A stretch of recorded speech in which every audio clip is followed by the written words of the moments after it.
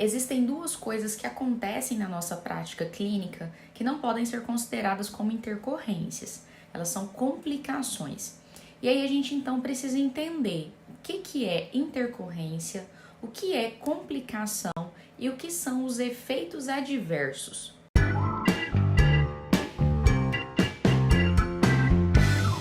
Quando a gente fala de efeito adverso, nós estamos falando de um efeito que ele na verdade não é desejado, ele é indesejável, tá? Então nós podemos considerar como efeito indesejável a equimose, que é aquele roxinho mais localizado, principalmente em preenchimento labial também, né? O edema, por quê? Porque o nosso corpo vai passar por um processo inflamatório, nós acabamos de colocar um preenchedor dentro dele, então vai acontecer um processo inflamatório onde o nosso organismo verifica se tá tudo certo, se não tem contaminação, se o produto pode ficar ali, tá? E esse edema, ele varia de pessoa para pessoa, o grau de edema. Tem gente que incha muito e tem gente que incha menos, e é normal isso de acontecer. Esse edema, ele fica mais aparente por pelo menos 3 dias. A partir do terceiro dia, ele tende a começar a regredir, tá? Se ele começa a regredir, é sinal de que tá tudo certo. Se esse edema não começar a regredir a partir do terceiro dia, é um indicativo forte de que houve contaminação, tá? E aí vai iniciar um processo aí de infecção. E a infecção, gente, ela não é um efeito adverso, então. Ela é considerada como uma complicação. Então, o que seria a complicação? A complicação ela é considerada uma evolução desfavorável ao tratamento. É necessário até aí o uso de antibiótico, né, para reverter o quadro dessa infecção.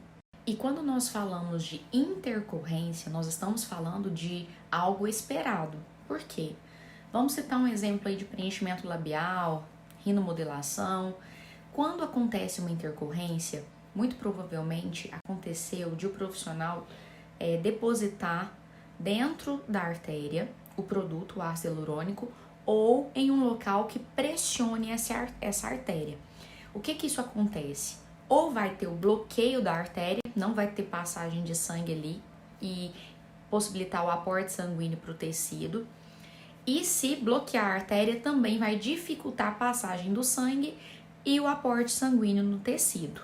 E quando isso acontece, na hora que é injetado, o nosso corpo ele já nos mostra, começa a ficar mais arroxeado, começa a ficar dolorido. Tem casos em que o paciente começa a sentir dormência no local, tá? Isso tudo é indicativo de quê? De que houve bloqueio e não tá tendo aporte sanguíneo para o tecido. O que o profissional precisa fazer? O profissional precisa pegar, se estiver trabalhando com preenchedor, né, ácido hialurônico, precisa pegar a hialuronidase, que é uma enzima que ela vai degradar o gel de ácido hialurônico, e precisa injetar ali imediatamente. Por quê? Porque aí, tirando esse ácido hialurônico do caminho, o sangue vai voltar a percorrer o percurso dele normal. Então, basicamente, essas seriam as diferenças aí entre efeito adverso, complicações e intercorrência. E se ainda ficou alguma dúvida, me manda uma mensagem que eu tô disposta a te ajudar.